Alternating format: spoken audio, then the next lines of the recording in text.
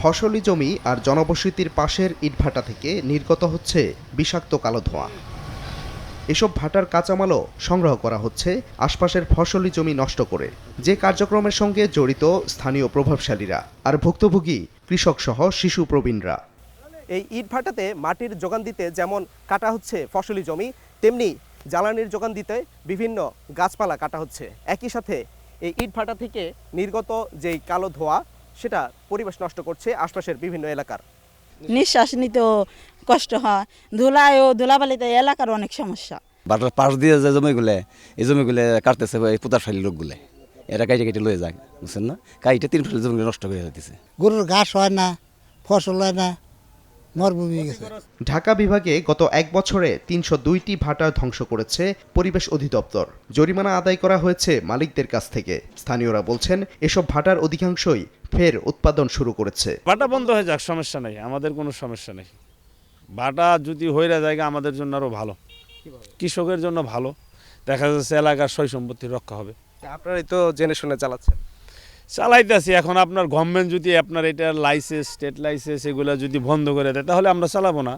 2025 সালের মধ্যে পোড়া ইট তৈরিতে কৃষি জমির মাটির ব্যবহার কমাতে বিকল্প হিসেবে সরকারি ভবন নির্মাণ, মেরামত ও সংস্কারে ব্লক ইট ব্যবহার বাধ্যতামূলক করে 2019 সালে প্রজ্ঞাপন জারি করে পরিবেশ, বন ও জলবায়ু পরিবর্তন মন্ত্রণালয়। প্রজ্ঞাপনের নির্দেশনা অনুযায়ী প্রতি বছর নির্দিষ্ট হারে ব্লকের ব্যবহার বাড়ানোর কথা। খোদ অধিদপ্তরের এই কর্মকর্তা বলছেন, এখনও সেই নির্দেশনা সঠিকভাবে বাস্তবায়ন হয়নি। মানুষ ইউজড হয়েছে ইট ব্যবহার করে, ডিমান্ড থাকলে একটু তো বাজারে ইটের বাজারটা থাকবে। তবে পরিবেশ থেকে চেষ্টা করা হচ্ছে যেন যেগুলা ইটভাটা আইন অনুযায়ী যেসব ইটভাটাগুলো করা যাবে সেখানেই করা যাবে, অন্য জায়গায় যেগুলো হবে সেগুলো আমরা পর্যায়ক্রমে বন্ধ করে দিচ্ছি।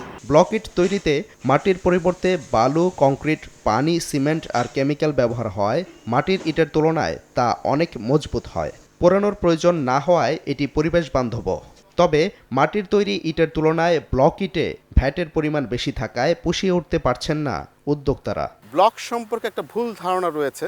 ব্লকে হয়তো আমাদের বাড়িটা কেমন হবে, আমরা কি যে ইটের বাড়ির মতো পেয়েছি সেরকম কিছু হবে কিনা, এই ধারণাটা কিন্তু বৈজ্ঞানিকভাবে সারা পৃথিবীতে ভুল প্রমাণিত হয়েছে।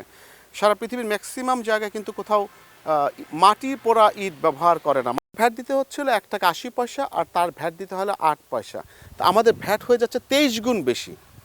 এ কারণে কোনো ইট ভাটার মালিক কিন্তু ব্লক সেক্টরে আসছে না। সারা দেশে 5 শতাধিক পরিবেশ বান্ধব ব্লক ইট তৈরির কারখানা আছে। এর মধ্যে ঢাকায় আছে 2.5 শতাধিক। সাদিকুর রহমান, সময় সংবাদ, ঢাকা।